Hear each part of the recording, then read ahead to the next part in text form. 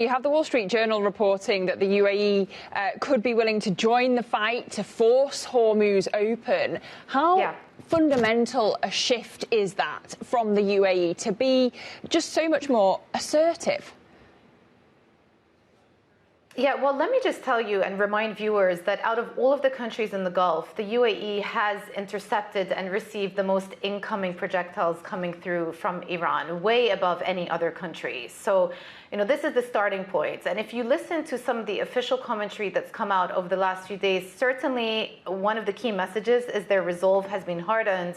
And it was only a couple of days ago that, for example, the CEO of ADNOC, the state-run energy firm, likened Iran's grip over the Strait of Hormuz to economic terrorism. It's no surprise then that they are looking for a more long-term solution to what Iran is claiming as sovereignty over the maritime choke point that is known as the Strait of Hormuz. This would be an unacceptable outcome for many Gulf nations, including the UAE. So Wall Street Journal reporting overnight that the UAE and perhaps alongside Bahrain are putting forward a UN Security Council resolution in order to get involved in the reopening of the strait, perhaps by force.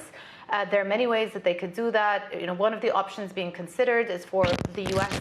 to use some of the smaller islands close to the Strait of Hormuz, including the islands of Abu Musa. This is a contested island between Iran and Abu Dhabi going back multiple decades, but that could be a launch pad for the U.S. to launch their own series of attacks, perhaps on the strait. They could participate in minesweeping exercises as well. These are some of the options being put forward in that Wall Street Journal article. But the point here is that from the Gulf Arabs' perspective, an outcome in which Iran still manages to exercise that control over the strait is not acceptable.